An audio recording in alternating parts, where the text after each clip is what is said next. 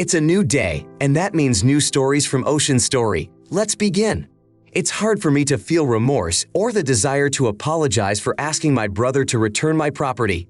I have given him many opportunities to change his behavior, but he continues to humiliate me for my past profession as a club dancer.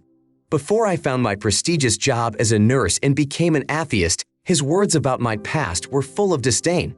After finding out about it 6 years ago, he has not stopped going on long tirades about how godless and sinful I am and that I will never be forgiven unless I repent and open my heart to God. I am not religious and will never be a Christian, but my brother refuses to accept this. I started dancing because of his addiction to gambling, which ruined not only my life but also our parents' lives. He remortgaged their house, took out loans and credit cards in their names, and even sold their personal information to his former dealer. I didn't realize the depth of the calamity until I came home from university one day and found strangers settling in our own home.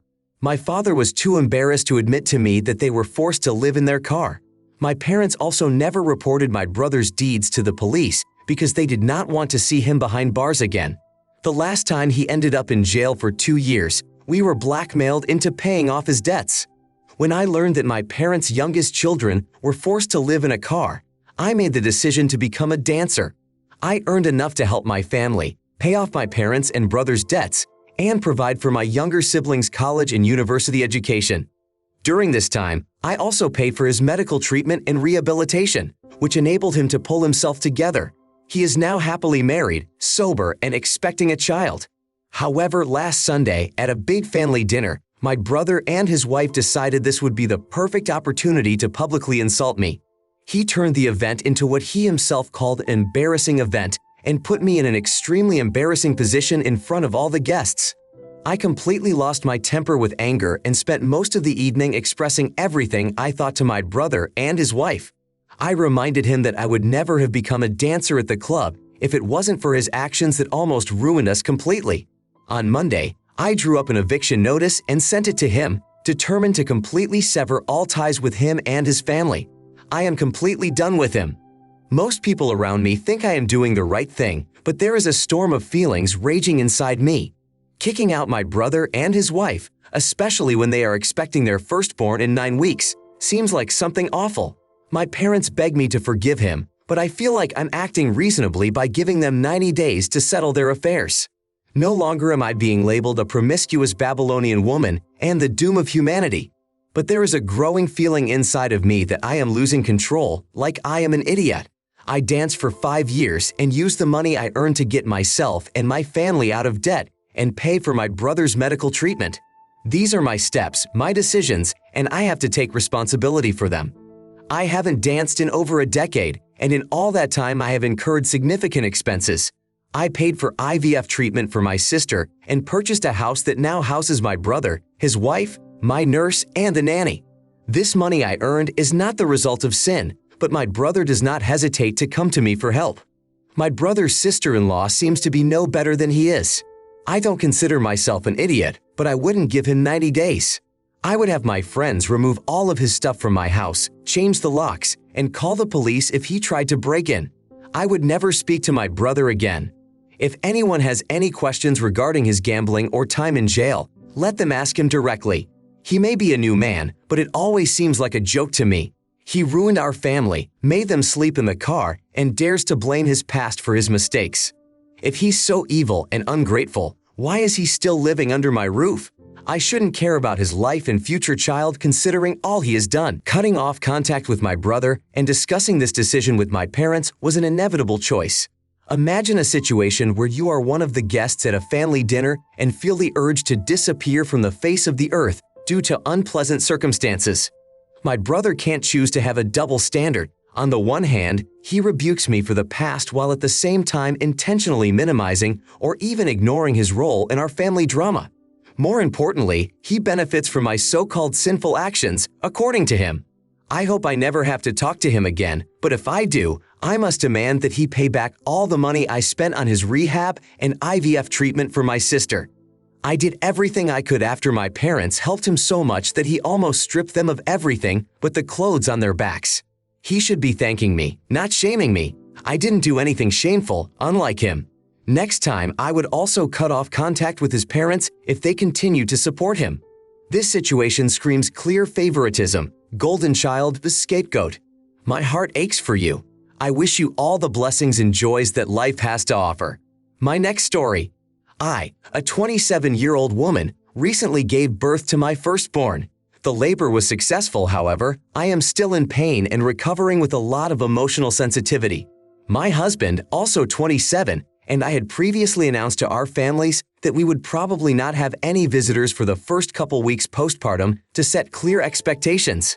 In private, however, we decided to approach it flexibly and see how we felt.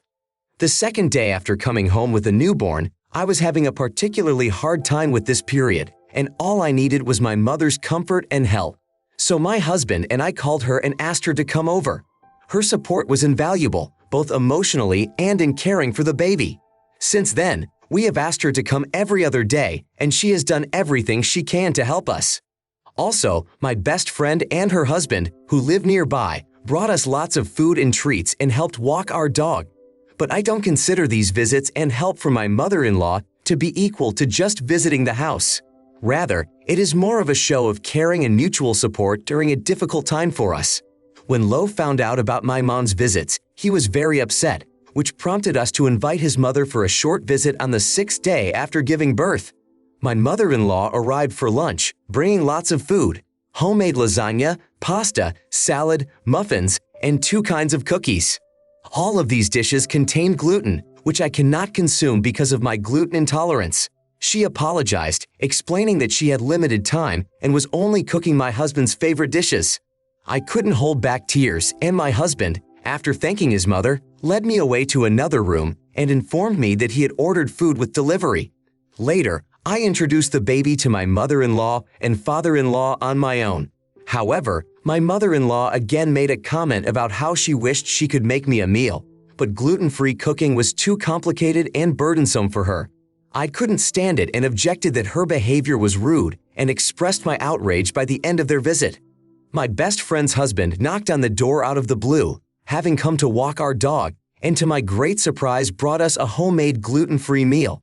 Tears came to my eyes again, and I thanked him endlessly for such attention. He easily brushed it off, saying it was no big deal, and it was amazing how easily it irritated my mother-in-law. My mother-in-law, realizing that others also cared for us, started complaining, claiming that she had to wait 6 days to see the baby and faced my anger. My husband took our child from her, and my father-in-law told her to stop her complaints. They stayed with us for a while longer, and when my friend's husband came back to get our dog, I sent him home with a cookie my mother-in-law had brought. The frustrated mother-in-law kept writing, calling, and trying to rally people against me. But my husband has my full support. Even the next day, he took almost all the leftover gluten food to our friends and advised me to block my mother-in-law's number as she kept bothering me. Without feeling like an idiot, but being overwhelmed with emotion and sensitivity to everything going on at this moment, I realized that my reactions to events may not always be rational. Most of my in-laws look at me with annoyance. In such a moment, when my mother-in-law brought home lasagna, pasta, salad, muffins, and 2 kinds of cookies, all containing gluten, my reaction was laughter. I have celiac disease, and despite her best efforts, she had not made a single gluten-free dish. Her actions seemed motivated less by concern than by an intent to emphasize her disappointment that my mother had met her child before her. In my eyes, that doesn't make me an idiot. Rather, it emphasizes her ability to make all situations about herself and not take my illness into account. Not only does my mother-in-law seem intent on making everything about herself, but she refuses to believe that anyone can have real limitations. I will not allow her to make all of my son's favorite foods out of gluten and then complain about the difficulty and time it takes to prepare gluten-free options. Her words make it seem as if the blame lies with me, as if I set unreasonable expectations by refusing to eat her food. There was not even a shadow of such a notion in my mind that my mother-in-law, who was aware without a shadow of a doubt of her celiac disease diagnosis, could knowingly prepare a gourmet dinner consisting exclusively of gluten-infused dishes. This act, devoid of any care or understanding, seems to me an act of vindictiveness, a desire to take a jab at her for being denied initial contact with a new family member. As if with a wave of a magic wand, love for her own culinary traditions has become a weapon against mutual understanding and family coziness. This behavior, like a drop of poison in the cup of our relationship, only increased the sense of alienation and frustration, which awakened in me an emotional resonance similar to a hormonal storm, overwhelming the soul with indescribable anger and dislike for every aspect of this story. This woman, with her thoughtless act, is like a summons to battle, pushing her to take decisive action, forbidding her to cross the threshold of the house until it is time to heal, or perhaps until the light is shed on her true values and priorities. Now I want to tell a different story. As a grandparent of 3 wonderful children, I am faithfully following a family tradition of putting my love and care into creating unique baby quilts. Each of them is the fruit of my months of labor, where embroidery becomes a meditation, and each stitch is like a whisper of love for a future grandson or granddaughter. On the quilt for my eldest granddaughter, I depicted hundreds of little butterflies, bringing her name to life amidst this magical flight. For my grandson, I chose motifs of various plants, creating a quilt full of nature's greenery. Each quilt requires not only time, but also a piece of my soul, making these gifts incomparably precious. The emergence of a new life in the family again pushed me to create a quilt, this time with motifs of planets and stars, symbolizing the boundlessness and majesty of the cosmos. Inspired by the theme, I immersed myself in the process, thinking about how best to arrange the star clusters and planetary systems to harmonize with the newborn's name. The name, which was to be a key element of the composition, turned out to be the subject of confusion and misunderstanding. When my daughter informed me that the baby's name was Sam, after I had already started planning around Abby's name, I felt confusion. This led me to a conversation with my daughter-in-law, who, to my surprise, suggested I drop the idea. The difficulty of the moment is not so much the name change, but the realization that each quilt is a symbol of the bond between me and a new family member. It is more than a gift, it is a passing on of a legacy, a sign of belonging to a family where every pattern and thread embodies a story of love and tradition. The task before me is not only to decide on a name, but also to make sure that the quilt will serve as a bridge between generations, a symbol of unity and the continuation of the family in a new round of life. And so, communication between us faded.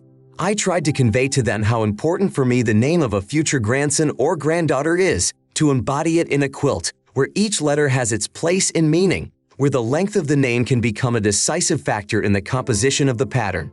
My request was denied, like the wind, which is unable to change the direction of the river. My son and his spouse, without sharing this information, left me in the dark while life continued on its unquestioned path and Jennifer was born. Finding myself at the center of an unwarranted misunderstanding, I felt helpless and misunderstood. My attempts to explain were futile. They saw my actions as indifference rather than caring, which couldn't be further from the truth. The accusations of not caring for my grandchildren hurt me deeply. For every stitch, every choice of fabric and color in my quilts are words of unspoken love. They are prayers and hopes that I weave into their warm decoration. This situation exacerbated issues of power and boundary setting, becoming an unintentional punishment for the very boundaries I so respected. My decision not to create a quilt without a name was not so much a choice as it was a forced measure caused by a lack of necessary information. However, a resolve is maturing in my heart. I will create a quilt for Jennifer anyway, proving that my love and care is unwavering despite any obstacles. Some argue that changing a name after meeting a child is a common occurrence and that parents have every right to keep the name a secret until the last moment. While this is a true reality, it doesn't take into account that my desire to create something unique for a new family member takes time, care, and prior knowledge. Claiming that I had to create a quilt without a name ignores the essence of my gift, which is meant to be not just a warm blanket, but a strong bonding image imbued with the name chosen for the newborn. When parents choose to make their child's name a surprise, they certainly have the right to do so. However, to expect a blanket, lovingly stitched and personalized, to be ready for the moment of birth, without considering the time and effort required to create it, is a misunderstanding. This misunderstanding leads to unrealistic expectations and can lead to feelings of underestimating the labor put into the gift. Next story. My wife and mother, like two different sides of the world, have never been able to find common ground. Not for a moment have they been able to get along under the same roof. From the time I first crossed the threshold of our house with my chosen one, My mother met her with hostility, believing without a shadow of a doubt that she was not worthy of me. Her words and actions were aimed at persuading me to return to my home, forgetting my choice. Yes, it was an echo of a deeply rooted cultural tradition.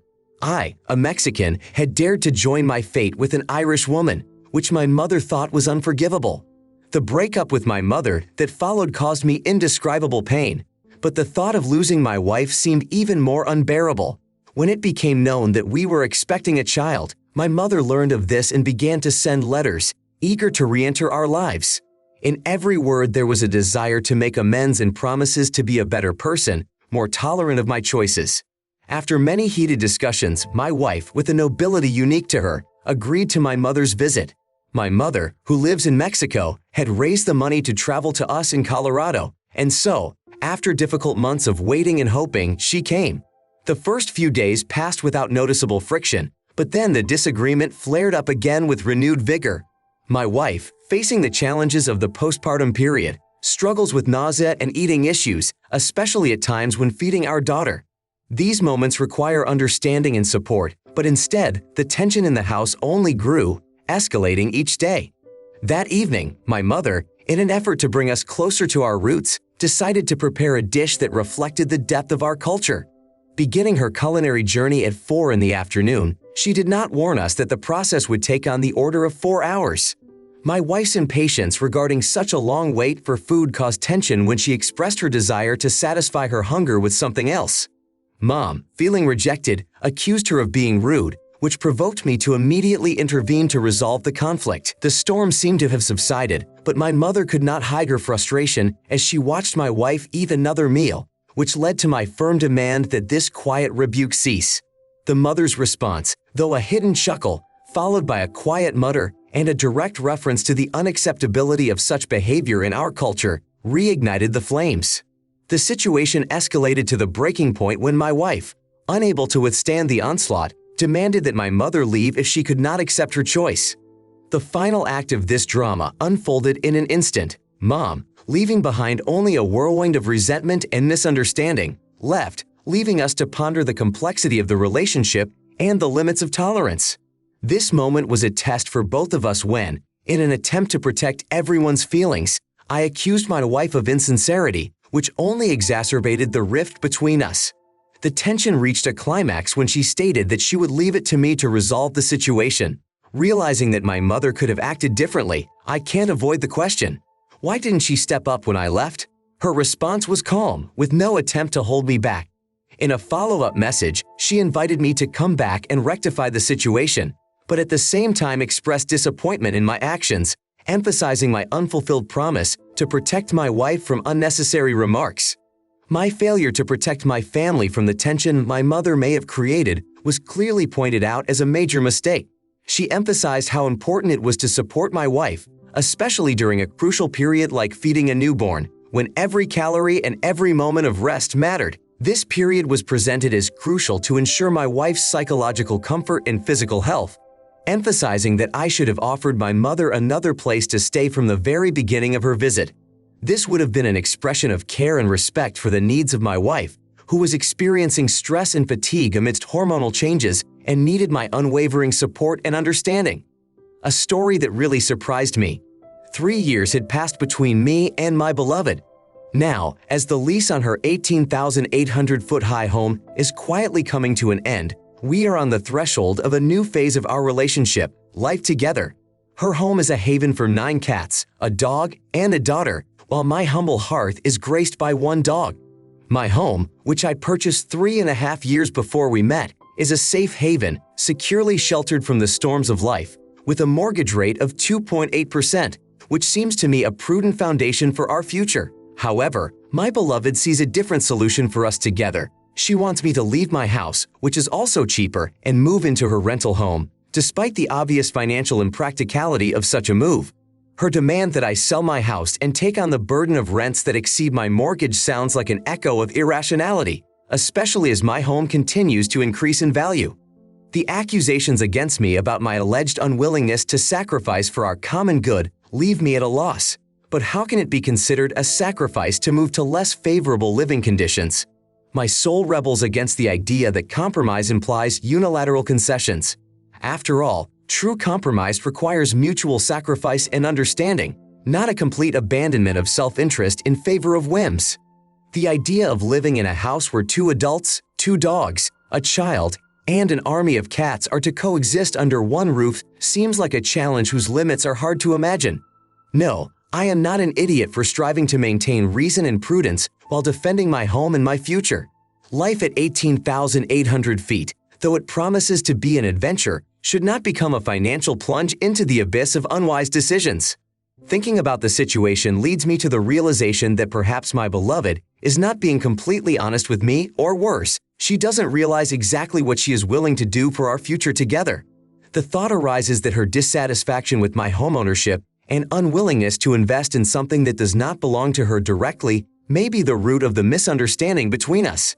After all, in a shared life, every contribution counts, whether it's in rented accommodation or in a home of one's own. It seems that my proposal to live together in my home is being met with an unwillingness on my beloved's part to see this as a mutual desire to create a home.